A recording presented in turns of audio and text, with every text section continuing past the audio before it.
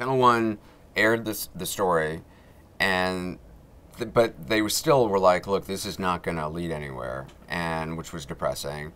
So then I was in Southeast Asia, and I kind of thought they were going to love it so much that they were going to hire me, but they didn't. So, and I didn't really have, I couldn't go home because I was like, there's no plan B here. This is it. This is my plan, and I don't have a plan B. And so I thought, okay, well, I got to stay in Southeast Asia somehow, and maybe what I should do is I should go someplace where there aren't many Americans, and I could maybe tell some stories. So at the time there was still an embargo against Vietnam, and it was very hard to get into Vietnam. And I heard about this program that if you enrolled in school at the University of Hanoi, they would accept like 10 Americans or so, or 15 Americans, and you could go and study Vietnamese language and live in Hanoi. And I thought, oh, well, if I live in Hanoi, there's not many Americans there. There's probably not a lot of people shooting stories there. I can live there for 6 months. It's really cheap. Mm-hmm. I'll live with a family, and I can maybe shoot some stories, and it's sort of an interesting, at the time you didn't really see a lot of stories from Vietnam, and I just thought it'd be interesting. They had this thing, Doi Moi, which was like their version of Glasnost going on, but there was still the embargo. So I did it. I enrolled in the University of Hanoi in this program, and I moved to Hanoi, and I shot probably 5 stories over the course of 6 months, and sold them to Channel One, which paid for the whole Hanoi thing, because the whole Hanoi thing, I don't know, cost $2,000 or $3,000, and I was eating pho, chicken noodle soup 3 times a day, every day for 6 months. That's all I ate, and you can live on 10 cents a day. So eating there, so Channel One aired like 5 stories, like a week of stories from Vietnam, and they still didn't hire me though after that. So then I was starting to get really nervous because it had now been a year basically, and I'd made just enough to cover my expenses, but it still didn't look like it was leading anywhere.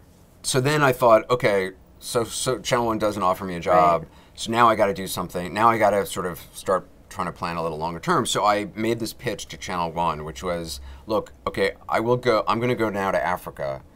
I didn't ask them if it was, would it be interested. I said, I'm going to Africa, and I am going to be there for 3 months, and I guarantee you 10 stories, and these are the 10 stories I'm going to shoot. And I will shoot these over the course of 3 months, and it's going to cost you $2,000 a story, and will you buy this package of 10 stories? And they said yes. I had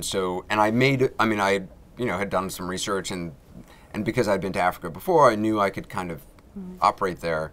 And the first story I did was the famine in Somalia, which at the time was the U.S. hadn't really gotten involved. They just started doing some relief flights into Baidoa, and with my fake press pass, I flew to Kenya, and I got on a relief flight to Baidoa.